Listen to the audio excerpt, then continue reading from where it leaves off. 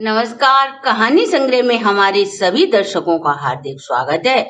दर्शकों, आज हम आपको इस वीडियो के माध्यम से ऐसी महत्वपूर्ण शास्त्र संबद्ध बातें बताने वाले हैं जिन्हें करवा चौथ का व्रत करने वाली महिला को भूल कर भी नहीं करनी चाहिए। जानने से पहले यदि आप हमारे चैनल पर नए हैं तो सब्सक्राइब करें, वीडियो को शेयर एंड लाइक अवश्य करें। संपूर्ण जानकारी के लिए वीडियो को अंत तक जरूर देखें। दर्शकों, सभी सुहागिन स्त्रियां करवा चौथ वाले दिन 16 श्रृंगार कर भली भांति तैयार होकर भगवान की पूजा कर चौथ माता से अपने पति की रोग रहित चिरंजीवी जीवन के लिए कामना करती हैं। वह चंद्र उदय होने पर चंद्रमा को अर्घ दे पति का पूजन कर व्रत को पूर्ण करती हैं। हमारे जितने भी व्रत और त्योहार होते हैं वो सभी नियमों में बंधे होते हैं। ये सारे नियम हमारे शास्त्रों में वर्णित हैं। हमारे शास्त्र करवा चौथ व्रत के लिए कौन से नियम बताता है, हम इस दिन कौन से नियमों का पालन करें।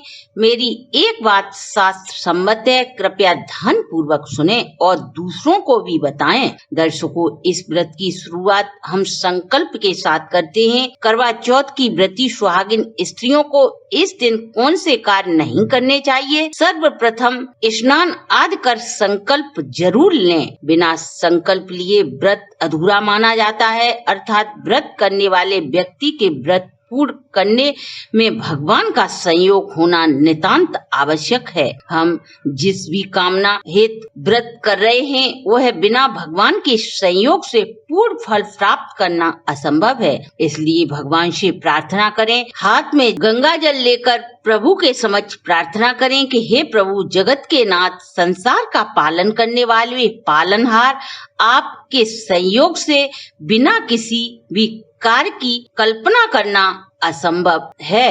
हे प्रभु, मैं करवा चौथ का व्रत पति की दीर्घ व निरोगी जीवन की प्राप्ति के लिए यह व्रत बिना अन्न जल ग्रहण किए पूरा करूंगी। आप मेरी व्रत पूर्ण करने में सहायता करें, अर्थात आप अपनी कृपा दृष्टि हम पर बनाए रखें।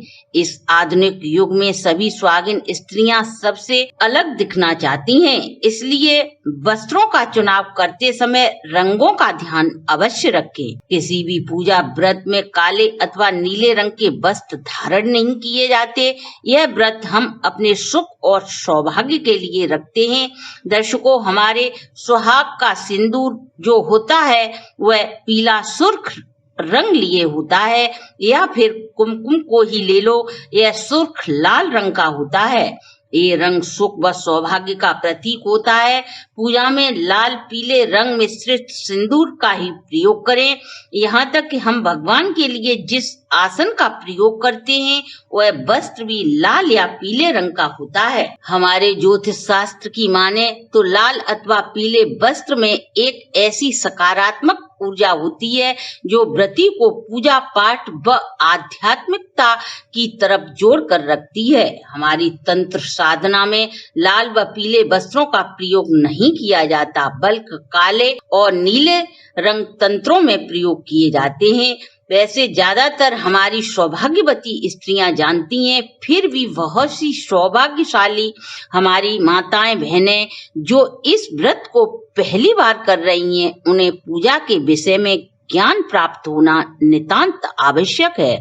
दर्शकों, इस व्रत को ज्यादातर सुहागिनें सामूहिक रूप से इकट्ठी होकर करती हैं। जैसे सास, बहू, ननद, जेठानी, देवरानी आदि एक साथ सजती समझती हैं।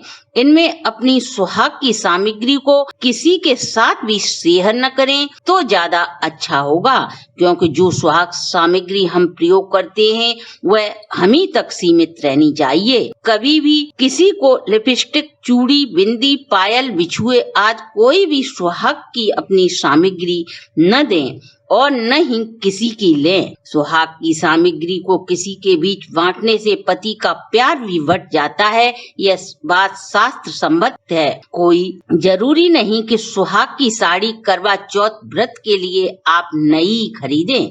आप अपने विवाह का जोड़ा पहने, यह हमें सौभाग्य प्रदान करता है, इसमें तनिक भी संदेह नहीं। जो सामग्री आपने माँ भगवती गौरी को समर्पित की है वह नई होनी चाहिए। उसे आप अपनी सास, ननद, जेठानी, देवरानी किसी को भी दे सकती हैं। आपको ये बातें छोटी बेशक लगे, परंतु यह सच है कि आप जिसके लिए व्रत कर रही हैं उससे संबंधित सुहाग की सामग्री किसी के साथ शेयर न करें। दर्शकों, अब बात आती है कि शारीरिक शुद्धता की। वो हम स्नान आदि कर अपने शरीर को स्वच्छ कर लेते हैं, अब हम अपने मन को स्वच्छ कैसे करें? हम व्रत बड़े ही चाव के साथ रखते हैं, लेकिन किसी के प्रति हमारे मन में ईर्ष्या, द्वेष उत्पन्न हो तभी व्रत सार्थक माना जाता है। प्राय देखा है आज के युग में व्रत करने वाले दिन कहीं से फोन आ गया तब फिर चुगली का दौर शुरू होता है। ऐसा करने से बचें। बहुत सी बहनें व्रत रखने के लिए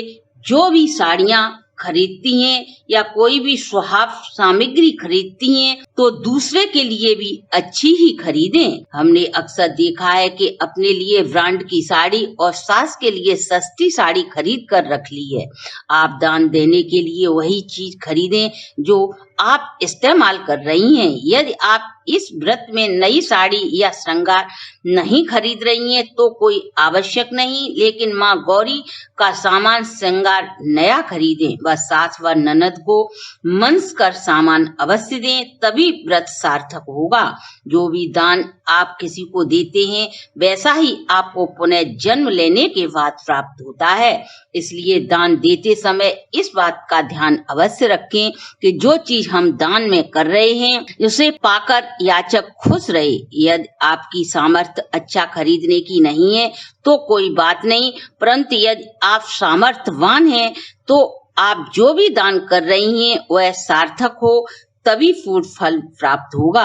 अब आपका व्रत पूर्ण हो गया और आपने पति के हाथ से जल ग्रहण कर लिया। अब आप भोजन की थाली लगाएं तो वह थाली जो आपने अपने लिए लगाई है उसमें से पहला ग्रास गौग्रास के रूप में निकालें, थोड़ा सा एक टुकड़ा कुत्ते को और थोड़ा सा ग्रास कोए को अवश्य निकालें, तभी आपका व्रत सार्थक माना जाएगा, अन्यथा नहीं। फिर अन्य देवता का स्मरण कर भगवान को धन्यवाद कहें कि प्रभु आपने हमारा व्रत बिना वादा के पूर्ण करवा कर आपने हमारा सहयोग किया है, इसके लिए हम आपको करोड़ों बार नमन करते हैं।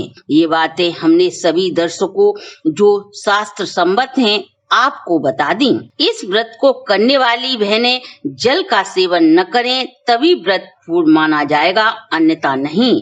दर्शकों, ये थी हमारी आज की प्रस्तुति। आप व आपके परिवार की सभी सुहागिन स्त्रियों के अटल सौभाग्य के लिए हम चौथ माता से प्रार्थना करते हैं और आज की वीडियो को हम यहीं विश्राम देते हैं। अगर आपको हमारी ये वीडियो अच्छी लगी हो तो आप हमारे चैनल को लाइक, सब्सक्राइब और शेयर करें।